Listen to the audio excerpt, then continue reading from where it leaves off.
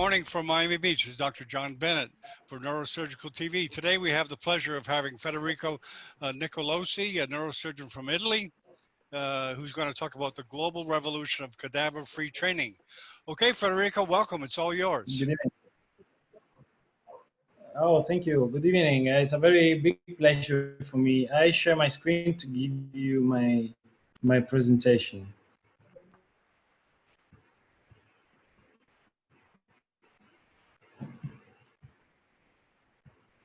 Okay, do you see my screen? Yes, perfect. Okay, thank you. I'm start with this very inspiring for me concept of a cadaver-free training. I introduce myself. I am Federico Nicolosi. I work in Humanitas Research Hospital in Milan. My boss are Dr. Maurizio Fornari and Professor Franco Servadei. I am also a committee member of the Young Neurosurgeon Forum of WFNS. I start with this picture of my city, Milan, which is a very nice and sophisticated city. I invite all of you to visit us. Obviously, in this moment it's impossible, but I sincerely hope that soon each one of you safety can be can visit this city. I start from this picture because I want to start from an important point for us Italian. I mean, art and beauty of human anatomy.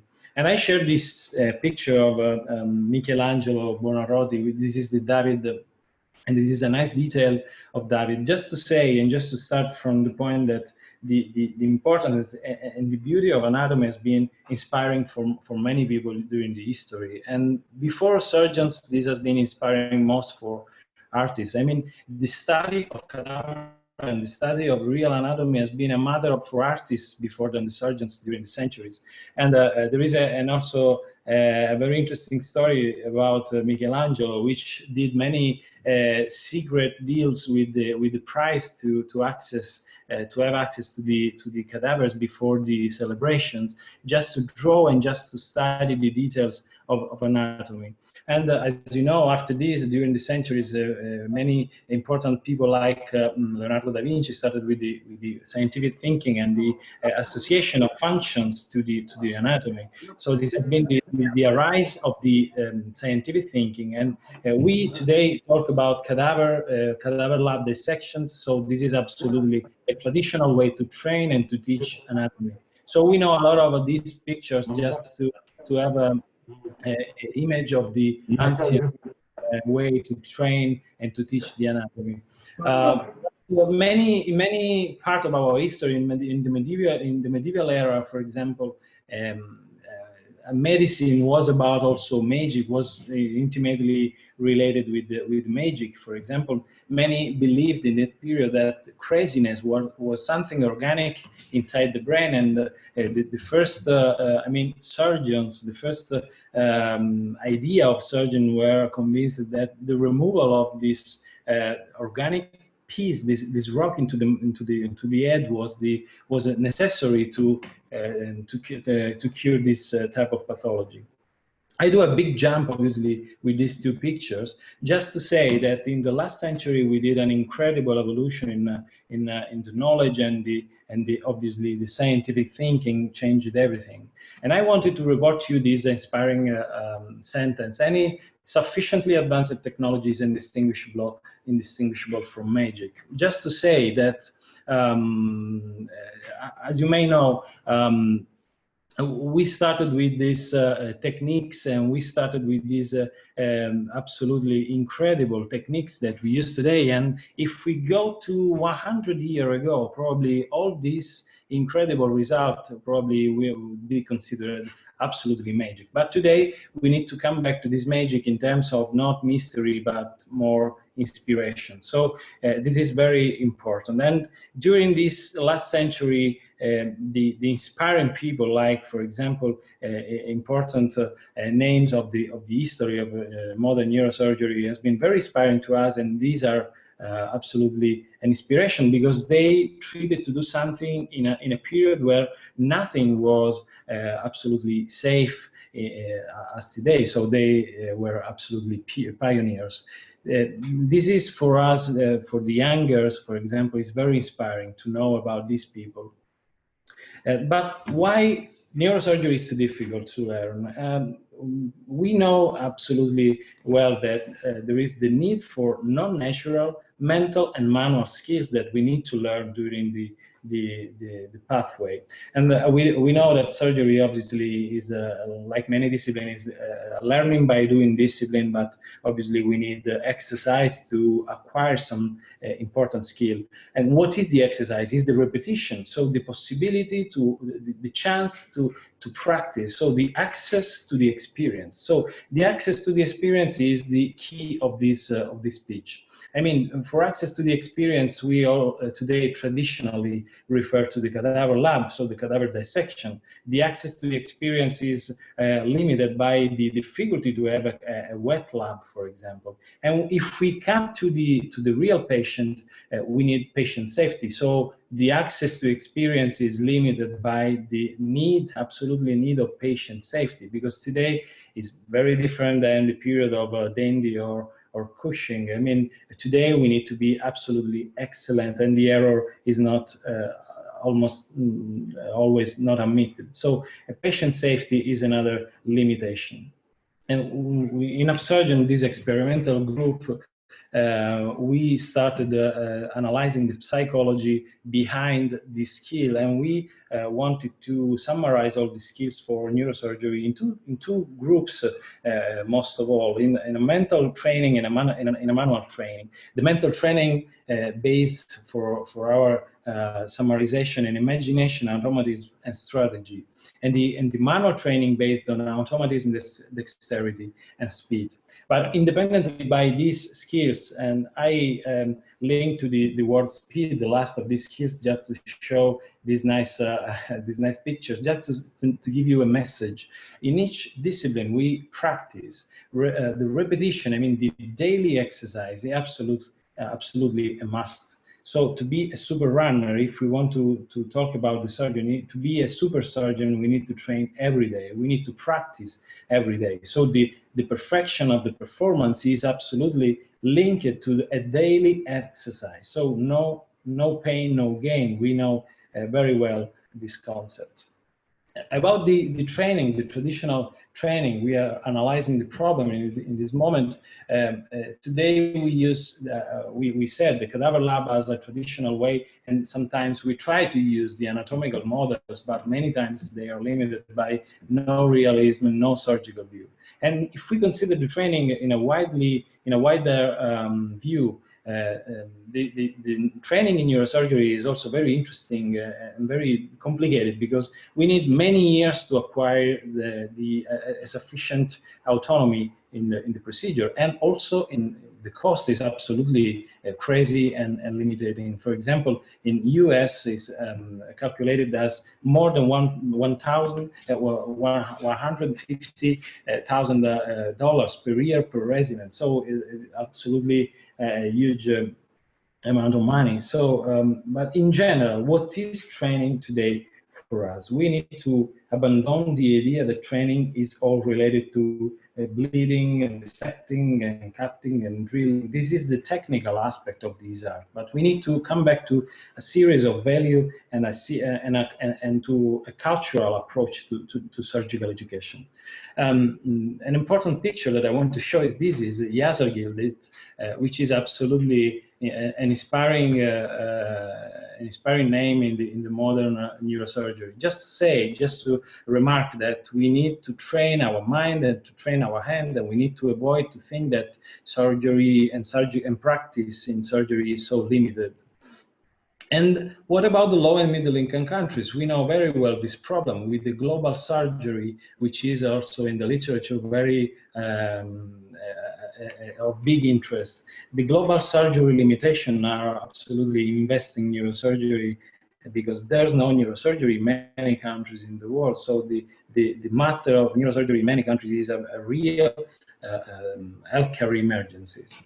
And we know the numbers, for example, about the limited access to safe care. So we analyzed also some data with Professor Servadei and Professor Keypark 2 years ago, just to analyze which are the limitations. It was just a review of the situation. And the situation is that in many countries, for example, after a head trauma, you risk to be treated. If you, if you are lucky, you will be treated, but most probably you will be treated by a general surgeon. So there is a lack of personnel and there is a lack of education, not only of structures.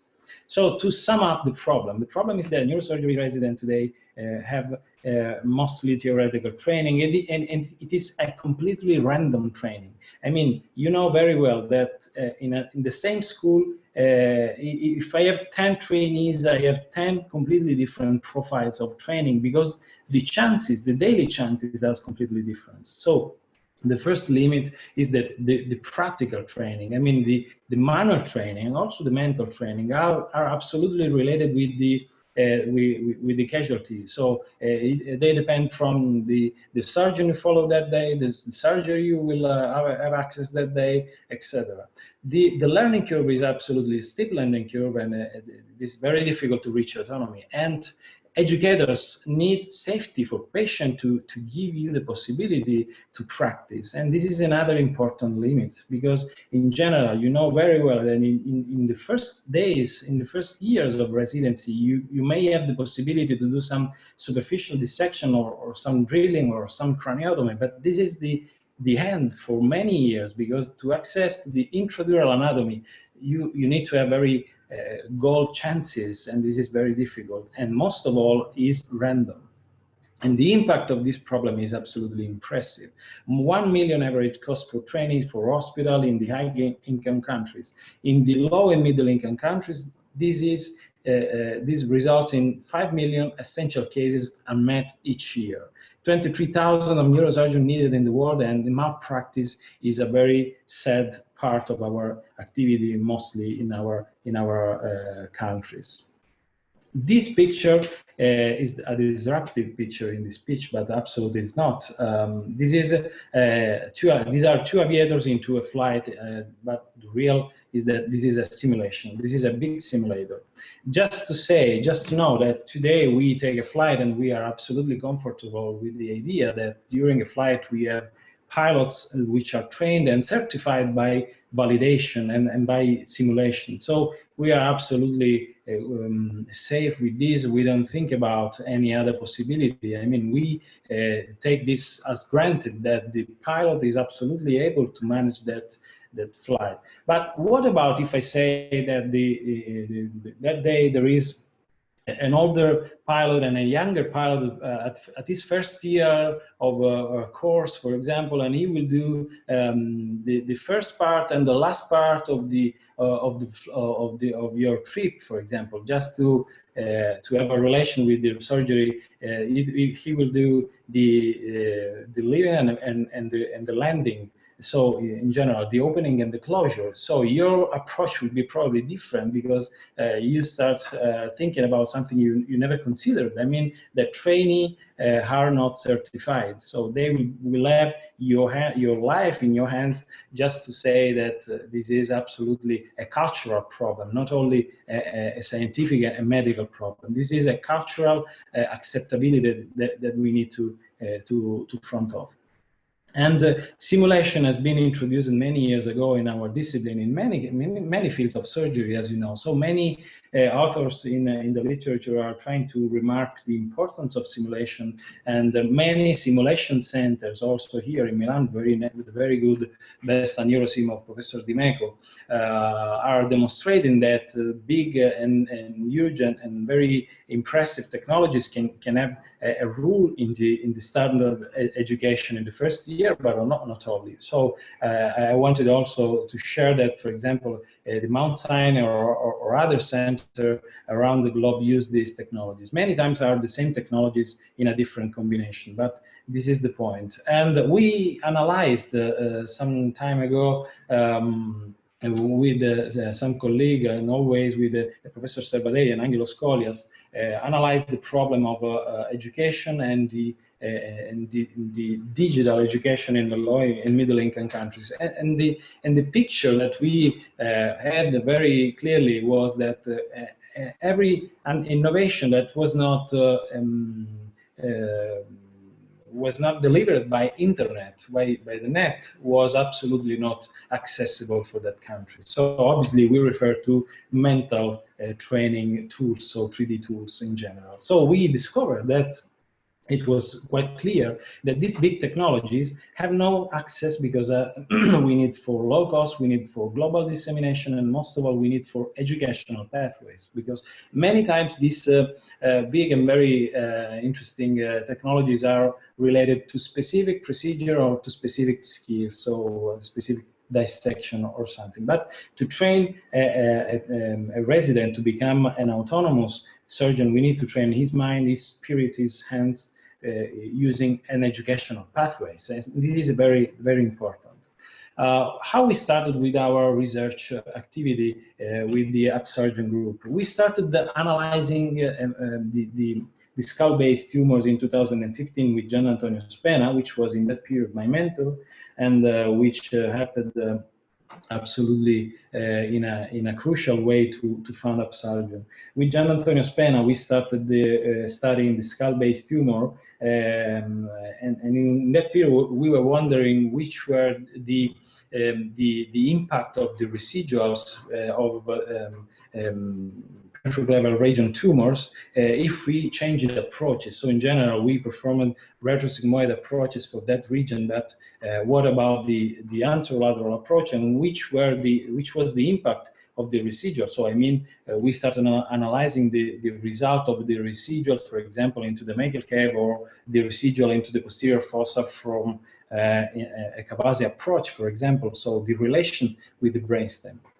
And we started using these technologies in-house using free open source software like 3D Slicer. We started segmenting our patients' anatomy, and we used that anatomies to start thinking about the planning and start thinking about the deep 3D imagination and the visualization. In this case, for example, we started analyzing all the landmarks for a quadrilateral approach, a Cavazzi quadrilateral approach, just to have a clear idea of which was the part of the tumor reachable or not reachable from that point. So we started using these tools to imagine which could be the result after a resection before doing that resection surgically. So we are still analyzing cases, and this is an ongoing study that we are doing. So the point of this study was and is quantify the residual of a tumor after a resection, considering all the physical limits of the surgical approach. We started from this point with a research, and we reached, for example, some interesting results. For example, I mean, in this case, we had a very nice correspondence between the voxel simulation, which was the software we created for this purpose, and the postoperative MRI of the residual. We continue with Gian Antonio in 2015 and 17, applying, for example, another technique, the photogrammetry to surgical field. In this case, for example, we started playing in-house with the 3D photogrammetry into the operative field, for example, for the translabyrinthine approach. And we discovered very easily that the 3D imagination was absolutely helped and improved by this technology. So very realistic 3D model derived from a surgical field. So we wanted to continue on this pathway, and we started applying this type of technique, for example, using mobile technology, just to use the inclination and the movement of the surgeon and the perspective, which changes consequently. And we continued with Gian Antonio with this in-house experiment in 2015, applying 3D photogrammetry to surgical fields. Just to say that it was very inspiring and very also funny for us to plan pre-operatively our cases using this type of visualization. The key point of this example is to say that the most wide, the widest is the way you imagine your target. The best is the better is the result of your surgical performance and the imagination of the relationship between the structures you need to approach. So we started with a scientific group made by a multidisciplinary team of professionals, and we have been granted by the innovation program of European Union's Horizon 2020. We received the grant and we created the first center of research. It has been very inspiring to us also to receive a very huge amount of scientific support worldwide. So many members of many important institutions worldwide underline our rule, and I mean wanted to support with support letters our goals and our vision. So we created the first research center for simulation technology in Milan. We created a team. Here in the picture you see all the digital part of the team, but there is also a scientific part, which is the key of this work we do. We are trying to translate all the scientific information in 3D technology, virtual technology, and physical technology. So we use a scientific method, which is called scientific 3D modeling, to bring all that incredible amount of anatomical and not only anatomical information to that technology. And to do this, obviously, we need to make a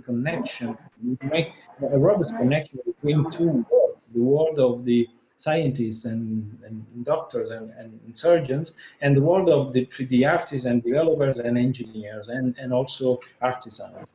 So from this first result, we started in 2020 to work to the very inspiring project of the artificial patient. We started with the 3D modeling to create all the best and deep neuroanatomy to reproduce the reality of a patient.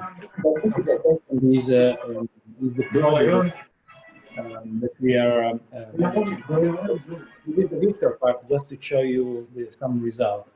But most of all, I want to highlight the importance of accuracy. I mean, the importance of detail during this this video. For example, I want to show how deep we have been. We have gone with the 3D modeling, for example, in the deep vascular anatomy in this case, but imagine all these structures together. So we started analyzing using Yazagil and other textbooks and other literature reserves, all the variants of the in this case, the perforating arteries in these 3D models. And imagine all this for a 3D mental training and 3D mental preparation on a mobile base. This is the power that we are trying to export everywhere with no cost, without absolutely global accessibility.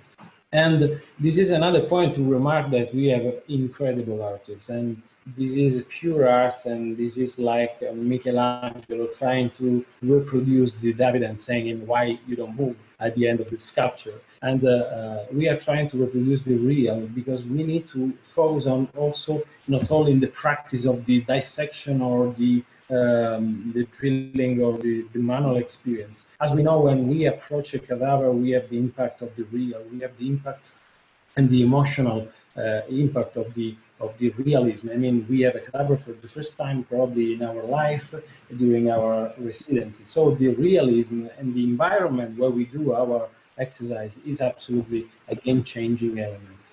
So this is to show you, as we are focusing on any part of the cadaver, and in this case we are not reproducing a cadaver but a live patient. So we started working, for example, on the texturing of skin, just to show the realism, for example, or something that can be absolutely confounding, because it is absolutely nicely similar to a real. And the most important part of this project is the neuroanatomy research project. We started analyzing all the tissues of neuroanatomy just to reproduce all the single part of the structure. So this is a sequence of of samples, where we try to reproduce each element, each part. Currently, we are doing a very robust work on arachnoid in this period. And we started with a big volume, so the big organs. So this is the king or the king brain of our work. So the central, the core of our work, obviously, has been always the big parenchymas. And obviously, always we try to continue to validate these and to look at them under the microscope and to exercise, because we want to make these approaches and these technologies available for surgeons. For example, in this case, we were analyzing the consistencies for bypass and other things.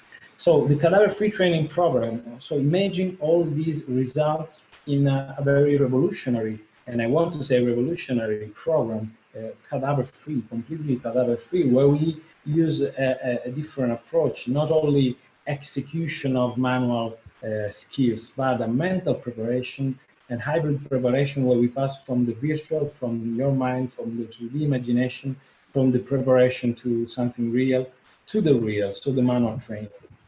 For mental training, we mean the power, for example, of the 3D imagination using 3D modeling and 3D augmented reality. And this is, for example, the power that you can also experiment when you use these technologies for neuroanatomy. Another point are the skills, the surgical skills. I mean, in this case, for example, in this case, for example, we were analyzing the patient positioning okay, the mental training. After the mental training, we have the hybrid from mental to manual. Just to remark the possibility to switch from a mental virtual training and imagination of your craniotomy, for example, in this case, how to an hybrid scenario where we have the augmented reality, which complete our scenario, and the planning guided by the virtual models. And the manual training probably is the other part. Sorry.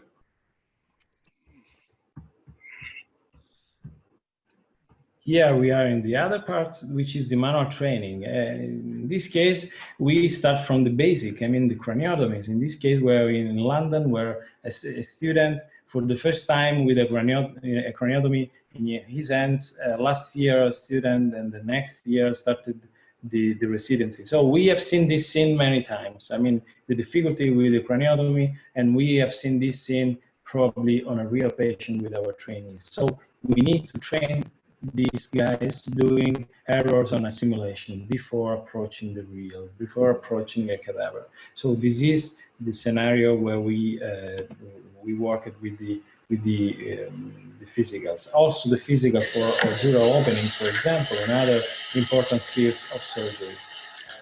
And we start from this double picture, double video, just to give you the scenario where we are. This is a pterygium approach, obviously the standard pterygium approach. So we have the exposure of optic and carotid nerve. I suppose that many of you are absolutely confident with this type of anatomy. And this is what I show. I mean, the manual part, the physical part is what we are reproducing. Our patient has been segmented and cut, and we are reproducing the experience of the dissection under the microscope. So after the craniotomy, the cadaver-free exploration is under the microscope. So just to show you, for example, in this case, the very basic superficial anatomy, and we go with our standard instruments to go to the deep anatomy. This is absolutely the first time that we do an exploration of the sigmoid fissure with the most important part and element of anatomy.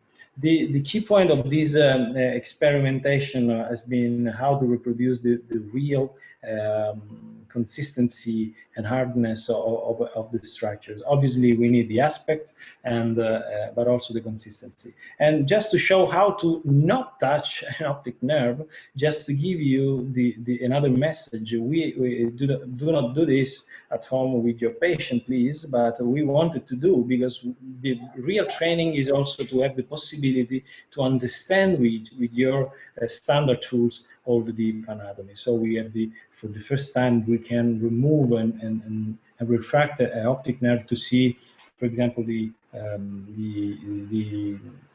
ophthalmic artery. In this case, the perforating under the optic nerve. The stress we can give to the optic nerve is to understand which are the limits. Obviously, we are beyond that limits in this exercise. But just to show you that in this case, a resident was able to, for the first time, to have the possibility to touch the real consistency and to have a clear idea in mind. We proceed with the simulation, with the exploration deeply, also the contralateral anatomy.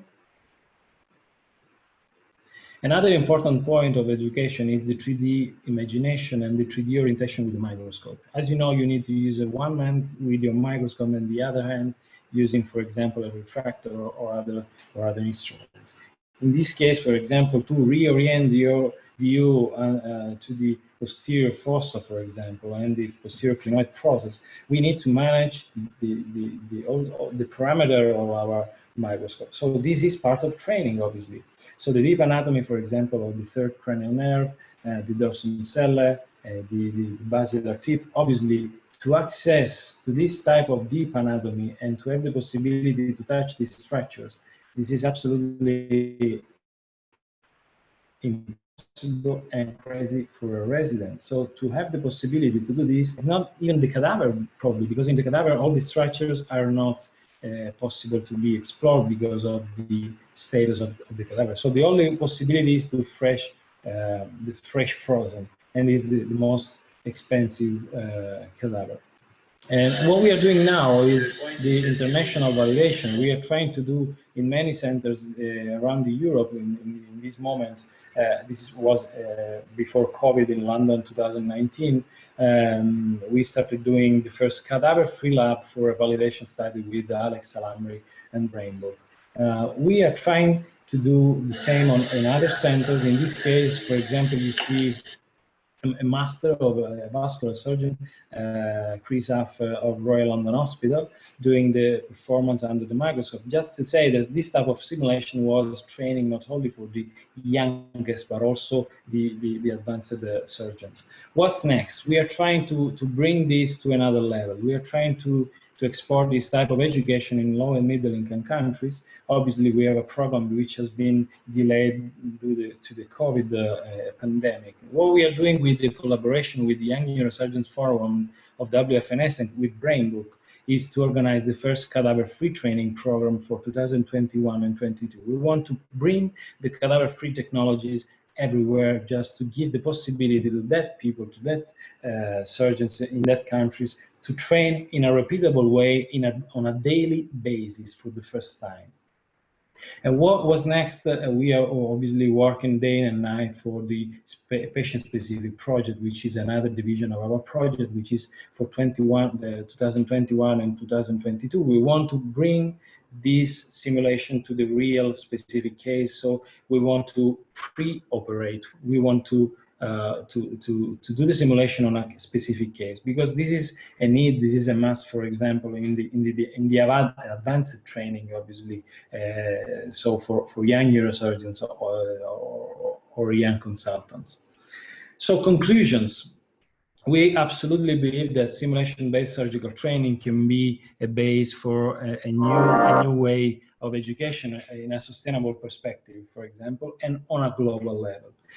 Sustainable because if we consider repetition, we need to reach ways to train our guys in a repeatable way. They need to have many possibilities to train every day and to perform exercise every day and to do their errors every day.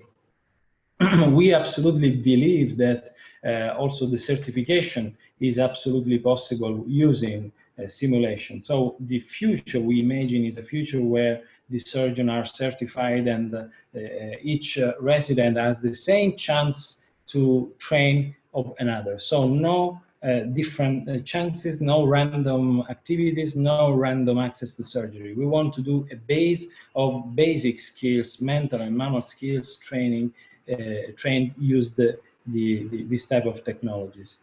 And first of all, the last but the first point in my mind is that we need to come back to the basic human value of our discipline. What I mean is that if we continue imagine the training as a problem of manual procedure and manual performances, this is absolutely a limiting way to do. If we are able to improve our knowledge and augment the knowledge of the world, we may probably do an evolution on our humankind in medicine, and probably we may do the right questions and to have the right answers and to be more enlightened and to save more people and to help more people globally. And this is probably the most inspiring element we need to consider in a new generation and a new type of training for the new trainees of the future. Thank you. Okay, excellent. Thank you very much, Federico. And let me turn it over to a real neurosurgeon, Warlex. Hello, Warlex. Could you please introduce yourself and lead the discussion? Hi, thank you for your great presentations, Dr. Federico. I believe that this technology is going to lead our, it will be useful for our young neurosurgeries to be trained, especially for the countries that do not have enough cadaverics. You know, it is really useful. And for your plan is really amazing. I love the way that you introduced that for the 3D program, and you also you also have the VR and everything, so it's really useful. Okay, so it's time for the questions for the panelists. So if you guys have a question to ask Dr. Federico, please feel free to ask.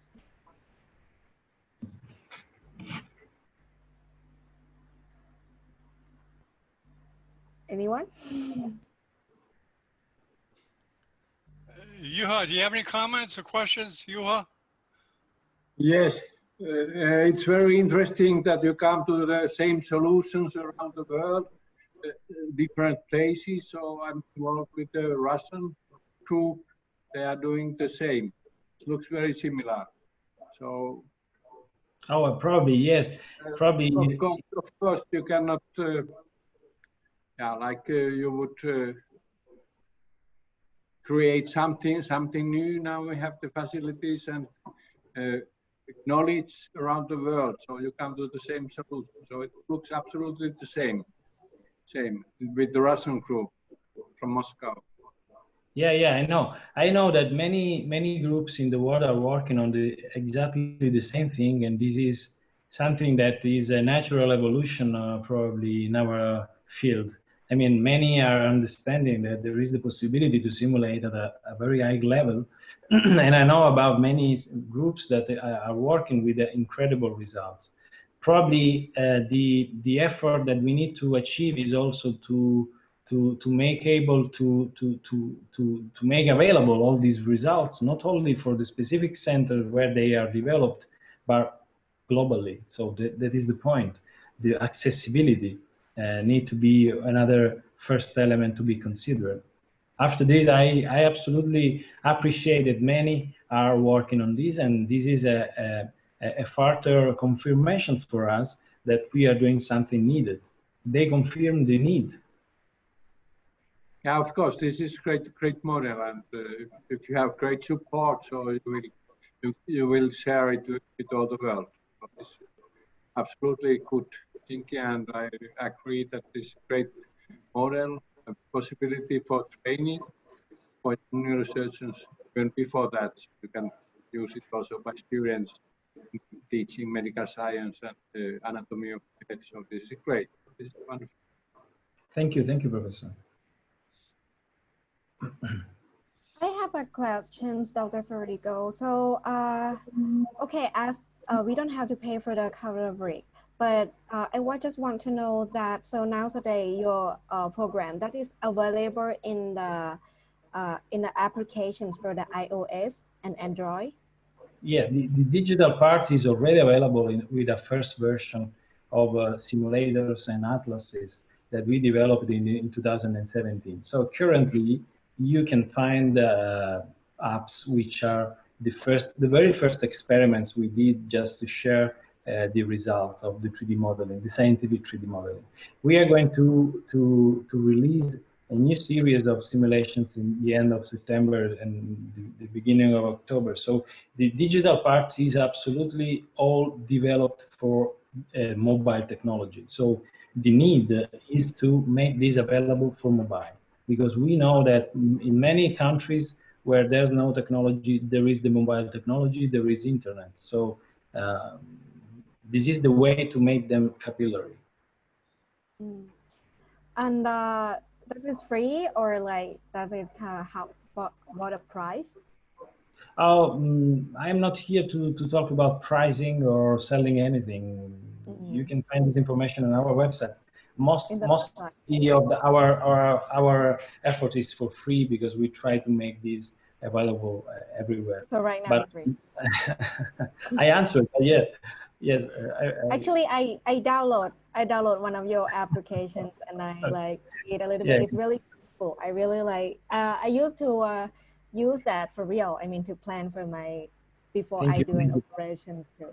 Yeah. We try to start from our daily practice of neurosurgery, and we try to confirm the usefulness of something, considering our activity. So I am a neurosurgeon. If something may be useful for me, I suppose that it can be for others. So this is the basis of our activity.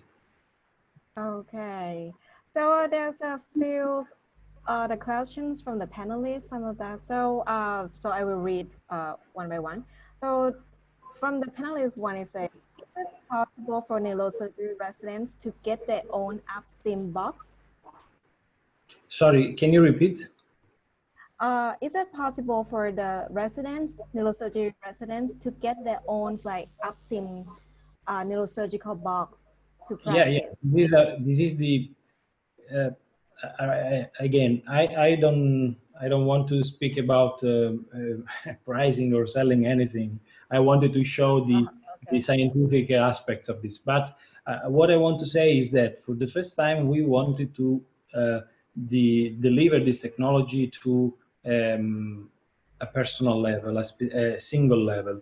We didn't want to do another technology which passes through the institutions. So we wanted to make these technologies free to be delivered to the single user. So this is something new in surgical education. I mean, a single user can access this technology directly if he wants. Hi, my name is Sugar. I'm from Peru. I have a question about in how much time we are projecting that these 3D models will be available for all the young neurosurgeons worldwide, or it is already possible to get it? Sorry, I didn't hear all your question. Can you repeat, please? Of course. If there is these new 3D models, that the one that you show us, it is already available to get it, or in how much time we will be able to? End September, beginning of October of this year, they will be available at a global level. Okay, thank you. Very good. We are trying to start with the validation study. So we are organizing the first validation courses. So they are studies where we make them available for specific schools around the world. And we are trying to organize the highest number of validation studies possible. So we want to give the possibility to access absolutely directly to these technologies in specific school and to validate their usefulness. So if we do not reach the validation, these are only toys. We want to validate scientifically that these tools can improve some skill, obviously. And we do not do toys. We are trying to approach widely the education problems. So with a mental preparation and a manual preparation. So fortunately, our approach is wider. Yeah, because one thing that you propose is really interesting about the difficulty of have fresh cadavers. It's really difficult.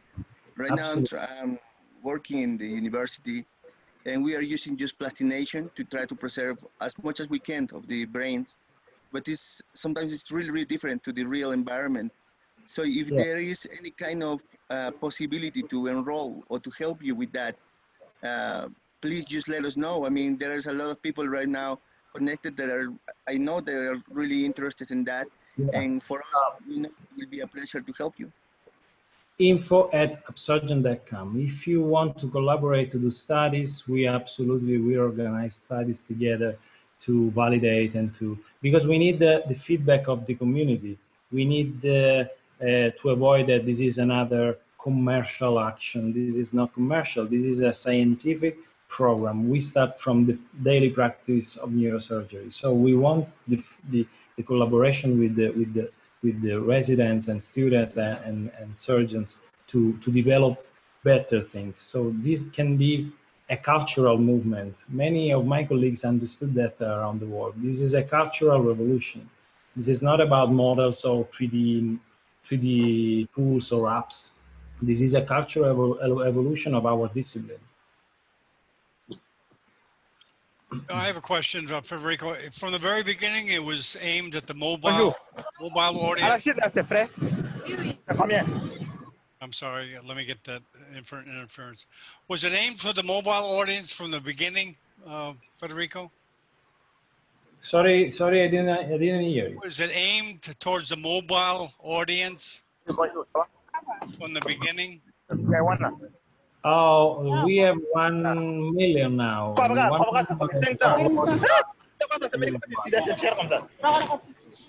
hear other talking, probably other phones. I'm sorry, I had an interference there. Do you hear me? Yeah, could you repeat that? We had an interference, I'm sorry. So you asked about the audience, the current audience of our mobile technologies. 1 million worldwide today since 2017. That's great. That's great. Yeah. Okay, Warlicks, keep things moving slowly. Yes, Dr. Gazzati. Thank you very much, Federico. Excellent talk and excellent concept. Thank you. I was more or less aware about it because I discussed a lot with Franco Silvadei, the president. Yeah. And we had a lot of talk about it, and it was very, very exciting. And now that we see that it's becoming sort of real, it's like a dream coming true. Okay. Yeah. I'm convinced that that's the future, because even when we talk about cadavers, not many countries have got access to cadavers. For example, in Africa, we have problems to have cadavers. It's not that easy because of cultural and so on and so forth. But that's true also in other countries developed, like Japan and the other countries. So this is really the solution. And I'm glad that the aviation industry is always teaching us. Like we developed a tool about a checklist, and here we are monitoring a tool for. I think it's very, very important before we do sort of an operation to work first on this model. Okay. So congratulations for your team and what you've done, and we are looking forward to be part of it. And either in terms of using it or in terms of collaborating and giving our opinion and so on, we can do that without any problem. I know a lot of people are talking about the cost and commercialization and so on and so forth. I think we have to understand that all those things, they cost money and time, and you need a lot of a certain investment to get to that point. I think that having it for free, well, it's okay if it can happen, but I believe also that something should be paid for, as soon as it's not very exorbitant. Okay. We spend a lot of money, buying champagne and wine and whatever. But if we can buy a program like that, I think that's feasible. So I don't think you should be shy to say it is for sale or for free. Just say, I don't think it should be free. There should be at least a payment, or let's call it a token, given to your team, because it took, we are talking about 4 years, that 4 years of work. It's not 4 years where you were in the dancing, area where you were dancing. No, it's a work. Okay. So these need to be rewarded. I want just to mention that as well, that we are not asking for free. If it is possible, that's fine, because we have a sponsor, but if it can be paid as soon as it is reasonable, that's fine. So thank you again. Thank you. I want to add an element to your kind answer. An important point is that we need to distinguish about pricing and values. So the value of something in this case is that we give a valid alternative to something which is absolutely more expensive. So when we come to cost, obviously, as you well said, we have professionals, we have people which work with this and live with this, and obviously we have costs. So our effort is not to make this, free or paid. I mean, the point is not this. The point is that this need to be included in a process for institution, for hospitals, also for single that they express the freedom to access to some technology like this. And which is the value for you? You said we spend a lot of money on wine and other things. I agree. I mean, the point is how much costs your excellence? How much costs your skills? How much costs your capacity to train other people in a smart way, in a better way? So this is the value. The cost is a consequence, and you may, if you understand the value, you understand the cost. If you want to talk about this, I think. Excellent. Thank you. Okay, so it's a very excellent and interesting topics that we have today. Thank you, Dr. Federico, and thank all the panelists today. So, so I think you can drop your websites if there's some of our panelists interested in your project. Maybe you can drop the website or something. Hello, okay. I'm Dr. Soriano from Mexico. Yes. May I take the word? Go ahead. Okay, Federico, first of all, congratulations. It's impressive, your project. No doubt that it's going to be really useful for the worldwide neurosurgeon community.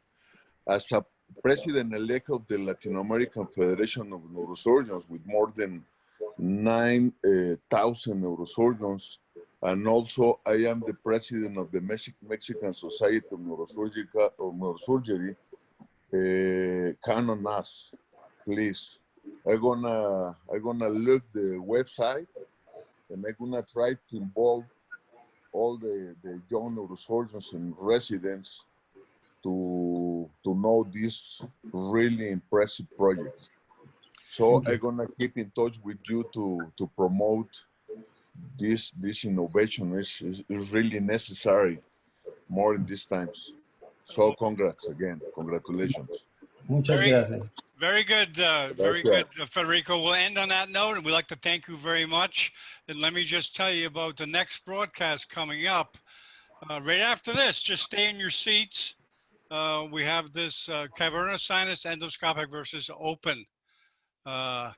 So, okay, Federico, we'll be keeping in touch with your progress. Thank you. Stay tuned. Thank you very much.